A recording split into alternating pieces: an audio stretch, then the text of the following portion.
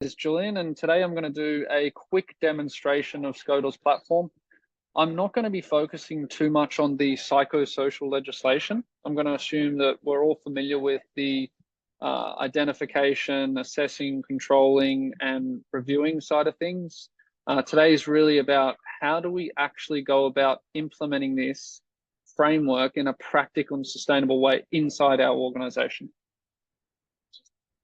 So firstly, what stops people from doing this in the first place?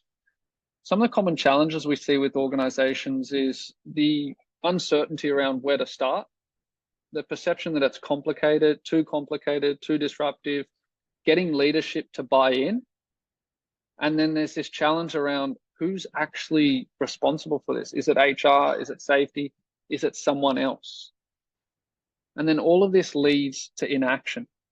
And inaction is the biggest risk for your organization. The reason it's the biggest risk for your organization is because let's say a regulator comes in tomorrow and investigates your workplace. They're not primarily looking for if issues exist. They know that the perfect workplace doesn't exist. These issues pop up. What they're looking for is trying to understand and evidence that you are actually trying to manage these risks and you're following the safety framework. One of the big challenges is that you need documentation and evidence of this. That's what they'll ask for. And the question there is, what do we actually show regulators? One of the most commonly accepted and asked for pieces of documentation is a psychosocial risk assessment done in consultation with the workforce. So you can see here in Court Services Victoria case, they were fined $380,000. Now they had an EAP, they had policies in place. But one of the big lessons to take from this was conducting an appropriate risk assessment there. And so here's how we do this with Skodel. When people sign up to Skodel, we give them their risk assessment and we outline the psychosocial hazards as per Safe Work Australia here.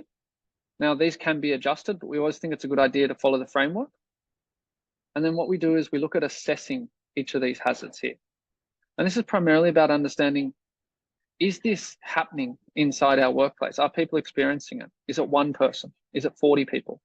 And is it having a big impact on people? The only way to accurately answer these questions is to go out there and consult workers. There's often this belief that going out to the workforce and consulting them on psychosocial hazards is going to be an incredibly resource intensive process. It's going to require a lot of focus groups, interviews, long surveys. And then so it creates this situation where it tends to not take place. We often find that workplaces either haven't done it or they've done it in an unsustainable way, or they've done it in a manner that makes it quite hard to feed the data back into the risk assessment. And so we wanted to show you our approach with Skodel. So as I go through this, I want you to consider that the law says that yes, it's mandatory to consult workers, but it's not necessarily explicitly saying how this must be done. And so we take this approach here, and I want you to focus primarily on how the speed at which this can happen. So let's say you're first asked how you're feeling at work recently, and your initial reaction to this is not great. We then take you down a path to understand certain factors of this in line with the code of practice. How long has it been happening? How big of an impact is it having on you? Are you able to function? Does it relate to any of the psychosocial hazards that we've identified? Is this happening just to me, or is it happening to a number of people inside the organization? And how are these hazards interacting with each other? And then lastly, we ask them for feedback on controls here. So how can we actually improve the workplace environment? Do workers have any suggestions around this? Now, if you draw this back to the code of practice, you can see here that what they're looking for is duration, frequency, and severity and also how psychosocial hazards are interacting and combining. And they're also looking for consultation around controls as well. So in a matter of minutes, you've been able to consult workers around each of these areas here. And the reason that it's important that that happens in a relatively quick manner is because it makes it sustainable for you long term. You don't want to be in a position where you go out there and you start this and then you don't follow up and do it again in a year or 2 years' time. Now, all this data that we've collected here, it feeds back into this psychosocial risk assessment. And I want to show you how this works. It's primarily about prioritizing where we should put our efforts towards controlling risks and the corrective actions. So let's say you go out there and you consult the workforce, you run it with 500 staff members. You can see that you're doing quite well across the board, but one area that's popped up as a risk is poor organizational justice. Now, I want to jump in here. I want to find out a bit more information about this here. So there's a few things I can look at here. I can look at the trend of poor organizational justice over time. And then I can also look at the root causes and other drivers that are contributing to this as well. The main aim there is to start to get to the bottom of what's really driving this issue here. And then from this, we'll be able to prioritize our controls here. Now, on the topic of controls, we provide you with a bank of controls, and these are supplied from Safe Work and other educational institutions and other organizations where these controls have worked effectively for them. So let's say organizational justice, for example. I can search for this here, and I can start to look at it based on hierarchy, cost of implementation, and other factors here. And then I might look at some controls that I want to implement. I can click into this and it gives me some implementation notes here. So I can start to implement these into our workplace.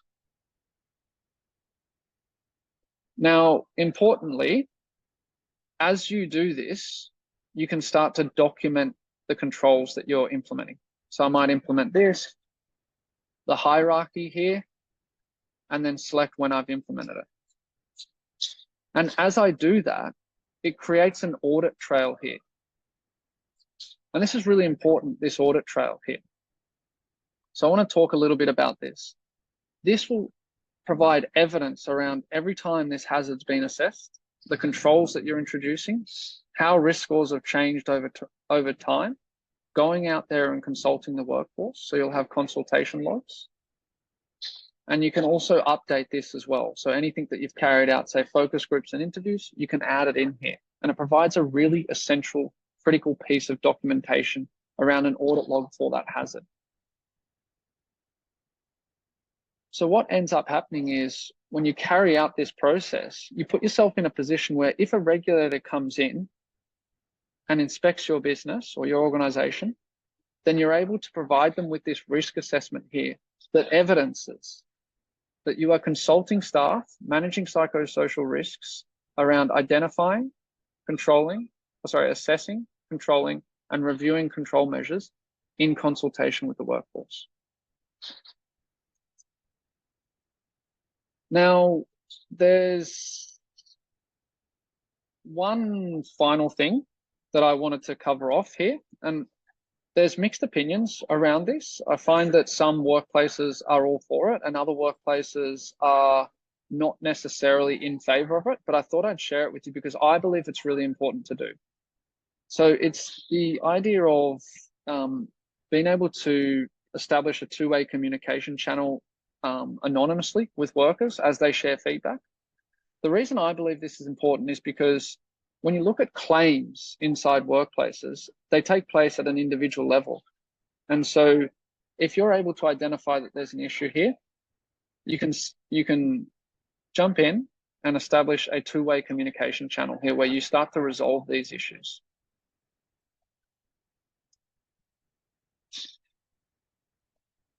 We've had certain organizations set up ways in which they can filter all of the feedback here to identify individuals that they want to follow up on. And I think that that's a really great approach to take. And let me share why. There was a recent case with Super Retail Group, and there's a potential claim right now against them for $30 to $50 million if successful. One of the core challenges that workers had here was that they didn't feel safe to share this internally. And so if workers aren't sharing this internally, then invariably they're going to go external to resolve it. And so the overarching principle that we look at is that you don't want workers to be safe on these, to be silent on these sorts of issues. That's not a safe option for workplaces. You want to resolve these issues internally. That beats an external resolution. Not having documentation means you have no proof. And then finally, none of this needs to be really complicated.